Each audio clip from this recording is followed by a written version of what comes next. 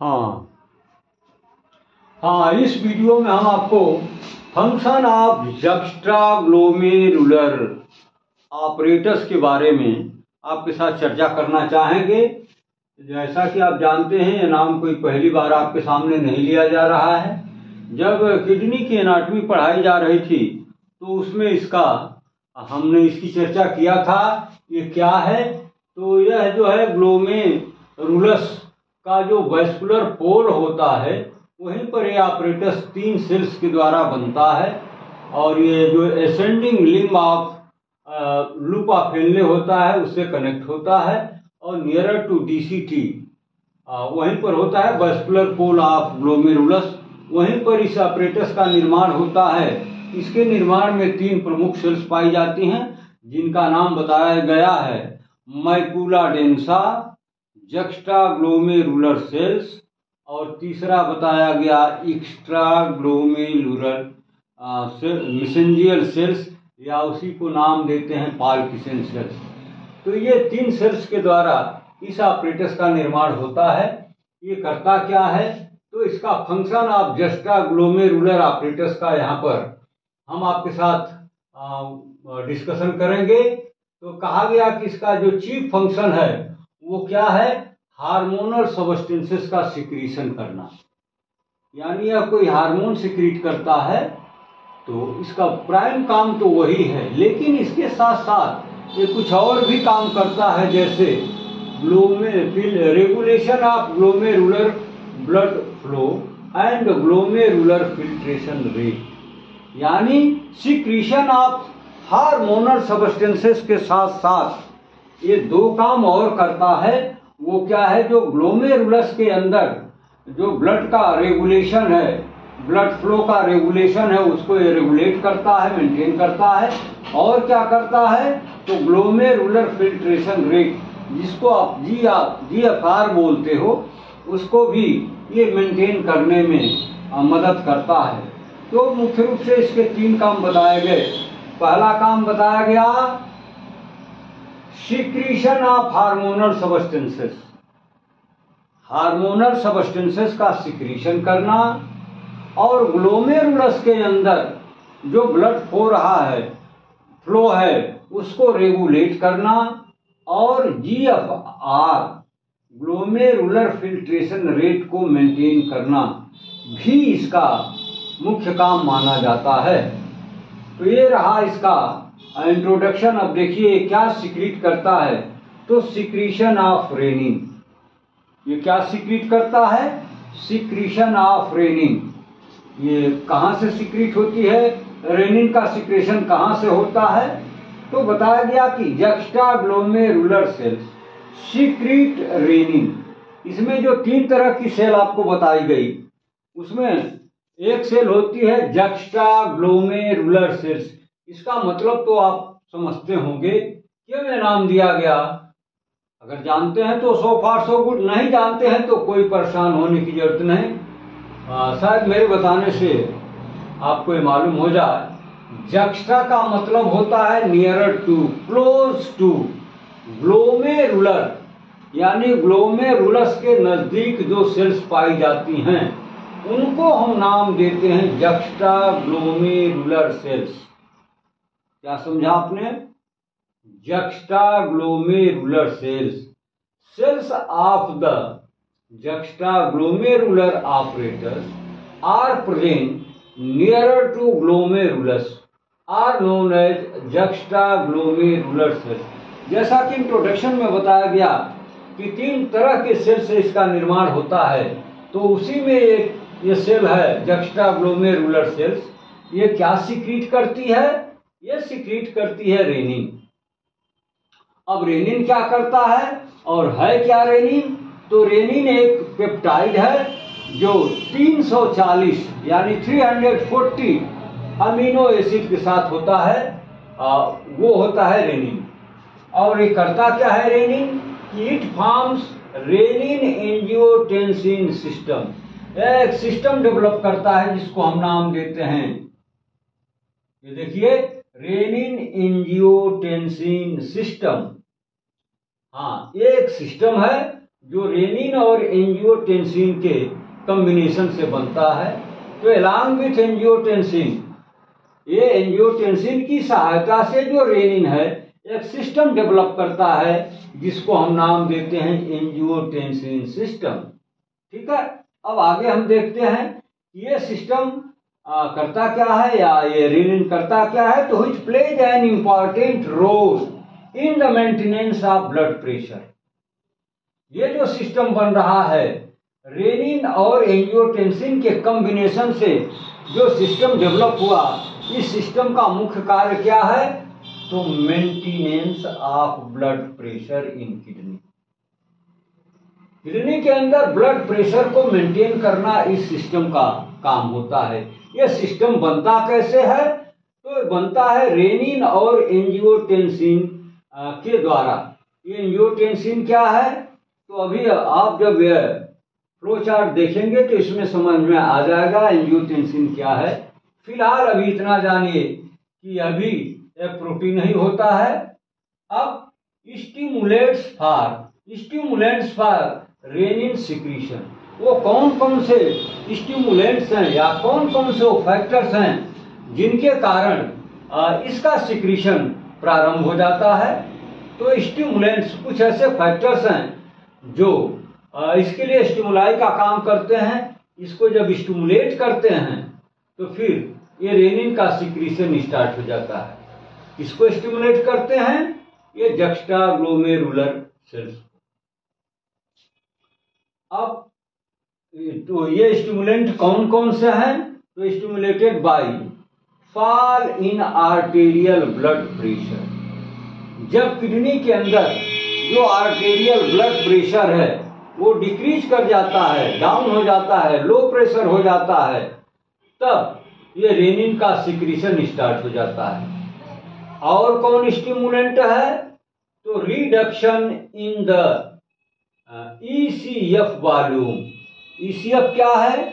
Extra cellular fluid का volume जब सामान्य से कम हो जाता है तो फिर रेनिन का सिक्रीशन स्टार्ट हो जाता है। ठीक है, तीसरा जो इसका स्टिमुलेंट बताया गया वो है इंक्रीज्ड सिंपैथेटिक एक्टिविटीज। जब सिंपैथेटिक एक्टिविटीज बढ़ जाए किडनी के अंदर तो फिर रेनिन का सिक्रीशन स्टार्ट हो जाता है। चौथा जो इसका स्टिमुलेंट बताया गया वो है decreased load of sodium and chloride in macula densa.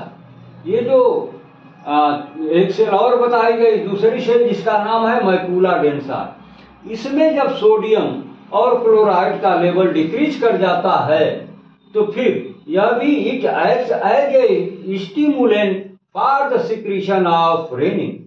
यानी मैकुला डेंसा के अंदर जब ये सोडियम और क्लोराइड का लेवल कम हो जाता है तो फिर ये रेनिन का सिक्रीशन स्टार्ट हो जाता है। तो आपने देखा कि इस रेनिन को, ये ही रेनिन जो एंजियोटेंसिन के साथ मिलकर के एक एंजियोटेंसिन सिस्टम डेवलप करता है, तो उसका सिक्रीशन कैसे होता है, उसके स्टिमुलेंट कौन कौन से हैं, वे कौन से फैक्टर्स हैं जिनके द्वारा इसका सिक्रीशन स्टार्ट हो जाता है। तो इसमें 4 पॉइंट आपको बताए गए, 4 फैक्टर्स बताए गए।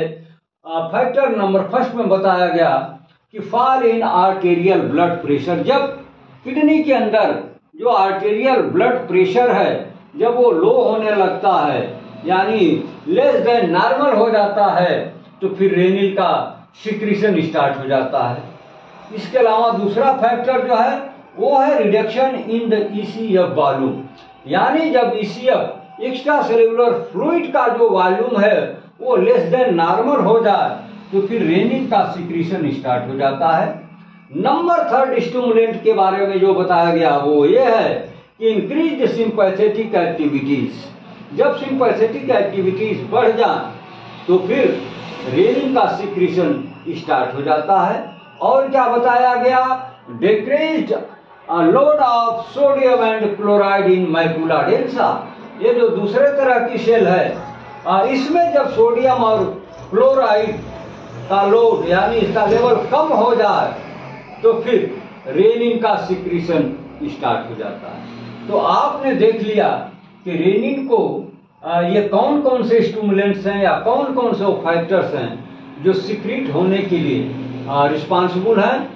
तो ये 4 पॉइंट्स आपको बताए गए। जी हाँ, ये 4 पॉइंट आप बिल्कुल अपने दिमाग में रखिए, कभी भी किसी भी एग्जाम में आपसे पूछा जा सकता है। तो ठीक है, अब हम आगे देखते हैं क्या है रेनिन एंजियोटेंसिन सिस्टम क्या है। रेनिन, जैसा कि ऊपर आपने देखा कि रेनिन एंजियोटेंसिन सिस्टम डेवलप होता है कब? When renin is released into the blood it acts as, जब रेनिन ब्लड में रिलीज होता है, यानी ये स्टिमुलेंट जब इसको सिक्रीट करने के लिए बाध्य करते हैं, तो जब ये सिक्रीट होने लगता है तो ये ब्लड में क्या क्या करता है। अब आइए इसको इस बॉक्स के माध्यम से, फ्लो चार्ट के माध्यम से हम देखते हैं। जब ये ब्लड में आता है तो ब्लड का जो लिक्विड पार्ट है उसको हम नाम देते हैं प्लाज्मा। इसी प्लाज्मा के अंदर एक प्रोटीन पाई जाती है जिसको नाम देते हैं एंजियोटेंसिनोजन। ये ब्लड के अंदर हमेशा प्रेजेंट रहने वाली प्रोटीन है। तो जब ये एंजियोटेंसिनोजन रेनिन के साथ मिलती है, मिक्सअप होती है, या उसके साथ रेनिन जब रिएक्शन करता है तो रिजल्ट क्या होता है? Formation of angiotensin. यानी रेनिन क्या कर रहा है? ये ब्लड में प्रेजेंट एंजियोटेंसिनोजन को ये एंजियोटेंसिन फर्स्ट में कन्वर्ट कर रहा है। ठीक है, क्या कर रहा है रेनिन?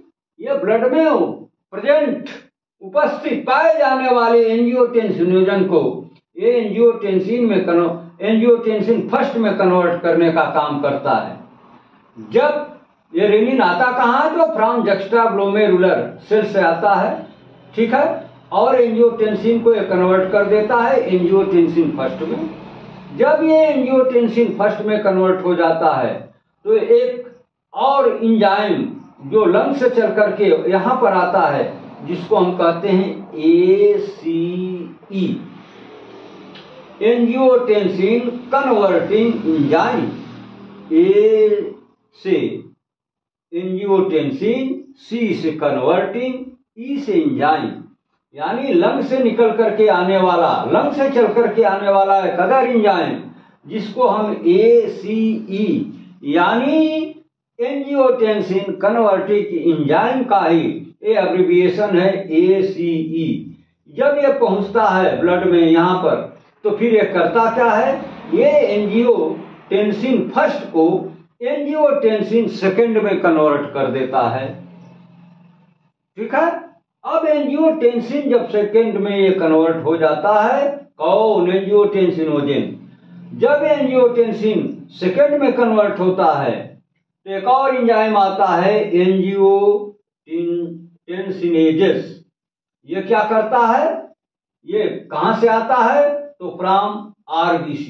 ये RBC से चल करके आता है, तो इसका नाम क्या है? एंजियोटेंसिनेजेस। ये क्या करता है? एंजियोटेंसिन सेकंड को एंजियोटेंसिन थर्ड में कन्वर्ट कर देता है। ठीक है, तो आपने देखा कि प्लाज्मा के अंदर एंजियोटेंसिनोजन ऑलरेडी फ्लो हो रहा है, लेकिन जब रेनिन का सिक्रीशन होता है और वो ब्लड में रिलीज होता है तो ये आने के साथ तुरंत एंजियोटेंसिनोजन को एंजियोटेंसिन फर्स्ट में कन्वर्ट कर देता है। और जब ये एंजियोटेंसिन में फर्स्ट में कन्वर्ट हो जाता है तो फिर लंग से एक एंजियोटेंसिन कन्वर्टिंग एंजाइम आता है और ये करता क्या है? एंजियोटेंसिन फर्स्ट को एंजियोटेंसिन सेकंड में कन्वर्ट कर देता है। जब ये एंजियोटेंसिन सेकंड में कन्वर्ट हो जाता है, ठीक उसी समय RBC से एक और एंजाइम आता है एंजियोटेंसिनोजेस। ये क्या करता है? एंजियोटेंसिन सेकंड को एंजियोटेंसिन थर्ड में कन्वर्ट कर देता है और फिर लेटर ऑन ये एंजियोटेंसिन फोर्थ में भी कन्वर्ट हो जाता है। इतनी बात तो ठीक है, लेकिन जब ये एंजियोटेंसिनोजन एंजियोटेंसिन फर्स्ट में कन्वर्ट होने के बाद AC के द्वारा जब एंजियोटेंसिन सेकंड में कन्वर्ट होता है तो फिर इसके रिस्पॉन्सेस मिलना शुरू हो जाते हैं। ये एंजियोटेंसिन सेकेंड करता क्या है, यहाँ पर देखिए इसका रिस्पॉन्स लिखा हुआ है, इट रेगुलेट्स GFR। GF या R क्या है, ग्लोमेरुलर फिल्ट्रेशन रेट। ठीक है, तो ये जो एंजियोटेंसिन सेकेंड है ये तुरंत अपना काम दिखाने लगता है, अपना रिस्पांस देने लगता है। इसका रिस्पांस कैसे हमें मिलता है, तो रेगुलेशन ऑफ GFR, ये GFR को रेगुलेट करने का काम करता है। और क्या करता है, इंक्रीजेज BP यानी ब्लड प्रेशर को ये आर्टेरियल कॉन्स्ट्रिक्शन पैदा करता है। जब आर्टेरियल कॉन्स्ट्रिक्शन पैदा होगा तो फिर BP का रेज होना स्वाभाविक बात है। तो ये करता क्या है, इट एक्ट्स एज ए वासोकॉन्स्ट्रिक्शन, ये वासोकॉन्स्ट्रिक्शन एज एक्ट करके और करता क्या है, आर्टेरियल ब्लड प्रेशर जो है BP को थोड़ा ये इंक्रीज कर देता है। और इसका जो तीसरा काम बताया गया वो है इंक्रीजेज वाटर इनटेक, ये वाटर इनटेक यानी वाटर को ग्रहण करने की क्षमता को बढ़ा देता है। इसके अलावा ये जो चौथा काम करता है ADH सिक्रीशन, ADH के सिक्रीशन को ये इंक्रीज कर देता है। अब ADH तो आपको बताना नहीं पड़ेगा कि बताना पड़ेगा, ये तो बता दिया गया है, लेकिन फिर मैं बता रहा हूं ADH, ए से मतलब एंटी, डी से मतलब ड्यूरेटिक और एस से मतलब हार्मोन। वह hormone which acts as ADH, anti diuretic hormone, वह हार्मोन जो एंटी ड्यूरेटिक काम करता हो उसको नाम देते हैं ADH। तो ये चल करके पिट्यूटरी से पोस्टेरियर पिट्यूटरी से चल करके और कहाँ आता है, DCT in the wall of collecting duct, DCT और कलेक्टिंग डक्ट की दीवारों में ये आकर के वहां पर वाटर इनटेक, वाटर रीएब्जॉर्प्शन के को ये इंक्रीज कर देता है, दीवारों में परमिएबिलिटी को बढ़ा देता है। तो ये काम कर देता है एंजियोटेंसिन सेकेंड। क्या कर देता है कि ये जो ADH का सिक्रीशन है उसको इंक्रीज कर देता है। और क्या करता है, CRH और ACTH का सिक्रीशन, ये जो दोनों हार्मोन हैं एडिनोकार्टिकोट्रोफिक हार्मोन और ये CRH, इसके सिक्रीशन को भी ये इंक्रीज कर देता है। तो आपने देखा कि एंजियोटेंसिन फर्स्ट जैसे ही एंजियोटेंसिन में कन्वर्ट होगा ये तमाम रिस्पॉन्सेस बॉडी को मिलना शुरू हो जाएंगी। ये कौन कौन से रिस्पॉन्सेस हैं, तो regulation of GFR, increased blood pressure और water intake, secretion of ADH और secretion of CRH hormone and ACTH hormone, तो इनको ये इंक्रीज कर देता है। और ये क्या करता है, एंजियोटेंसिन थर्ड और एंजियोटेंसिन फोर्थ के साथ मिलकर के ये अलग से भी कुछ काम करता है। क्या करता है, तो इंक्रीज एल्डोस्टेरोन और दूसरा काम करता है वासोकॉन्स्ट्रिक्शन। ये जो एंजियोटेंसिन है, अगर आप एंजियोटेंसिन थर्ड और एंजियोटेंसिन फोर्थ के बारे में एक्सप्लेन ना भी करें, अगर आप एंजियोटेंसिन सेकेंड तक ही अपने को लिमिटेड रखें, तो ये सारे रिस्पॉन्सेज जो यहाँ पर आप देख रहे हैं, जैसे regulation of GFR, increase BP, increase water intake, increases ADH secretion, increases CRH, increases ACTH और increases aldosterone and vasoconstriction। ये सारे के सारे रिस्पांस इसी लेवल तक आते आते आपको मिलने शुरू हो जाते हैं। ठीक है, तो ये काम करता है कौन,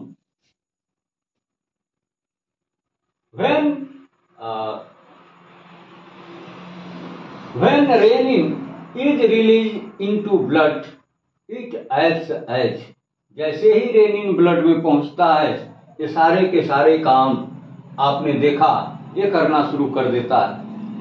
अब आइए सिक्रीशन ऑफ अदर सब्सटेंसेस, और कौन कौन से यहाँ सिक्रीशन होते हैं, तो इसमें बताया गया कि extra glomerular mesangial cells of apparatus secrete prostaglandin and macula densa secrete thromboxane A2। तो ये रेनिन के अलावा और जो सिक्रीशन होता है, तो इसमें जो एक सेल है एक्स्ट्रा ग्लोमेरुलर मेसेंजियल सेल्स, ये क्या सिक्रीट करती है? प्रोस्टाग्लैंडिन। और क्या ये जो मैकुला डेंसा है ये क्या सिक्रीट करती है? थ्रोम्बोजेन A2। ठीक है।